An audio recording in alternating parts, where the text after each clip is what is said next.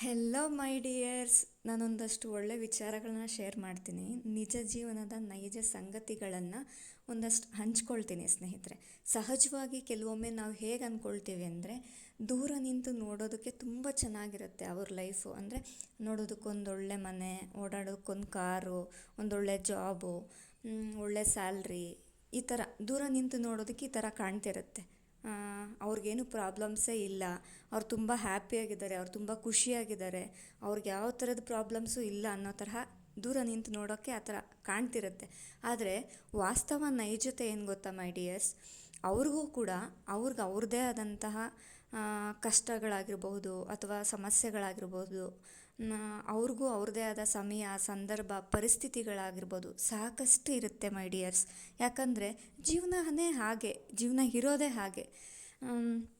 ಅದನ್ನು ನಾವು ಅದನ್ನು ಸತ್ಯನ ಒಪ್ಕೊಂಡು ಮುಂದೆ ಸಾಗಿಬಿಡ್ಬೇಕು. ಏನೂ ಮಾಡೋಕ್ಕಾಗಲ್ಲ, ಜೀವನ ಇರೋದೇ ಹೀಗೆ.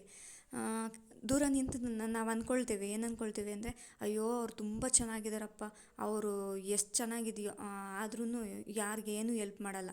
ಅವ್ರು ನಮ್ಮ ರಿಲೇಟಿವ್ಸ್ ಮತ್ತೆ ನೋಡೋದಕ್ಕೆ, ಮತ್ತು ನಮ್ಮ ಫ್ರೆಂಡ್ಸ್ ಅವರು ನಮಗೇನು ಹೆಲ್ಪ್ ಮಾಡಲ್ಲ, ನಮಗೇನು ಸಪೋರ್ಟೇ ಮಾಡಲ್ಲ ಅಂತ ಅನಿಸುತ್ತೆ ದೂರ ನಿಂತು ನೋಡೋದಕ್ಕೆ. ಆದರೆ ಅವ್ರದ್ದೇ ಆದಂಥ ಸಾಕಷ್ಟು ಸಮಯ, ಸಂದರ್ಭ, ಪರಿಸ್ಥಿತಿಗಳು, ಅವ್ರ ಲೈಫಲ್ಲಿ ಅವ್ರದ್ದೇ ಆದಂಥ ಸ್ಟ್ರಗಲ್ಸು ಅಂದರೆ ಹೋರಾಟಗಳು, ಅವ್ರದ್ದೇ ಆದಂಥ ಸಾಕಷ್ಟು ಪ್ರಾಬ್ಲಮ್ಸು, ತುಂಬ ಕ್ರಿಟಿಕಲ್ ಸಿಚುವೇಶನ್ಸು ಎಲ್ಲ ಇರುತ್ತೆ ಮೈ ಡಿಯರ್ಸ್. ಇದು ಸತ್ಯ, ವಾಸ್ತವ, ನೈಜತೆ.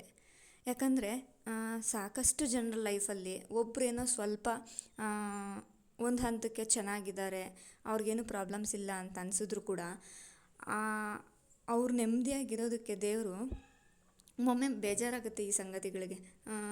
ಅವ್ರು ನೆಮ್ಮದಿಯಾಗಿರೋದಕ್ಕೆ ಅವ್ರ ಜೀವನ, ಅವ್ರ ಲೈಫ್ ಅಂತ ದೇವ್ರು ಬಿಡೋದೇ ಇಲ್ಲ.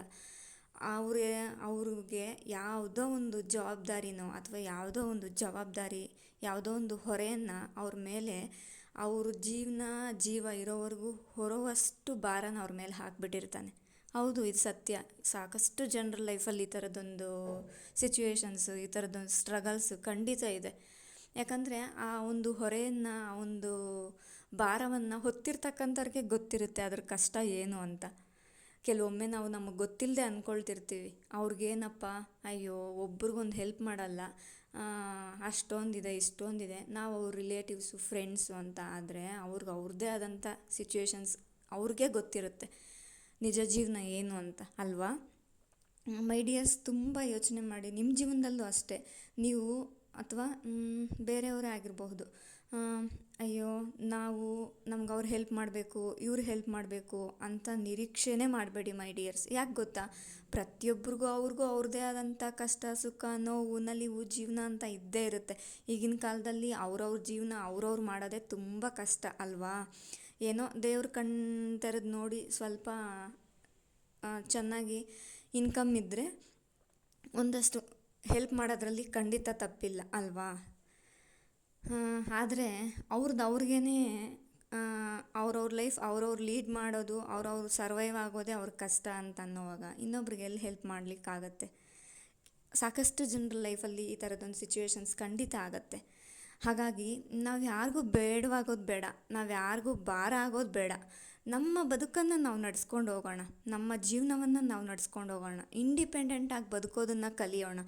ಡಿಪೆಂಡೆಂಟ್ ಆಗಿರೋದು ಖಂಡಿತ ಬೇಡ. ಯಾಕಂದರೆ ಪ್ರತಿಯೊಬ್ಬರಿಗೂ ಅವ್ರದ್ದೇ ಆದಂಥ ಜೀವನ ಇದ್ದೇ ಇರುತ್ತೆ, ಅವ್ರಿಗೂ ಅವ್ರದ್ದೇ ಆದಂಥ ಕಷ್ಟಗಳು ಖಂಡಿತ ಇರುತ್ತೆ.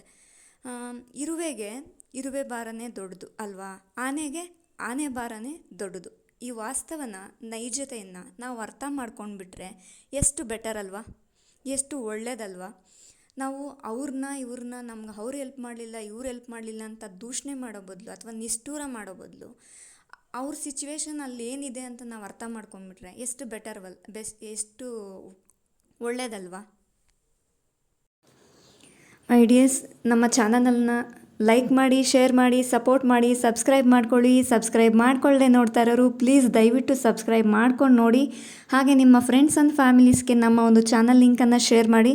ಪ್ಲೀಸ್ ದಯವಿಟ್ಟು ಯಾರೆಲ್ಲ ಸಬ್ಸ್ಕ್ರೈಬ್ ಮಾಡ್ಕೊಳ್ಳದೆ ನೋಡ್ತಾ ಇದ್ದೀರಾ ಸಬ್ಸ್ಕ್ರೈಬ್ ಮಾಡ್ಕೊಂಡು ನೋಡಿ. ಹಾಗೆಯೇ ನಿಮ್ಮ ಒಂದು ಕಾಮೆಂಟ್ಸ್ ಆಗಿರ್ಬೋದು, ಅಥವಾ ನಿಮ್ಮ ಒಂದು ಶೇರ್ಸ್ ಆಗಿರ್ಬೋದು, ಅಥವಾ ನಿಮ್ಮ ಒಂದು ಸಬ್ಸ್ಕ್ರಿಪ್ಷನ್ ಆಗಿರಬಹುದು, ನಮಗೆ ಖುಷಿಯನ್ನು ಕೊಡುತ್ತೆ, ಒಂದು ಇನ್ಸ್ಪಿರೇಷನನ್ನು ಕೊಡುತ್ತೆ, ಒಂದೊಳ್ಳೆ ಮೋಟಿವೇಶನ್ ಕೊಡುತ್ತೆ ಮೈ ಡಿಯರ್ಸ್.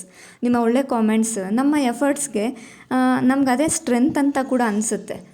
ಮರೀದೆ ಒಳ್ಳೆ ಕಾಮೆಂಟ್ಸ್ ಮಾಡಿ, ಮರೀದೆ ಶೇರ್ ಮಾಡಿ, ಮರೀದೆ ಸಬ್ಸ್ಕ್ರೈಬ್ ಆಗಿ. Thank you.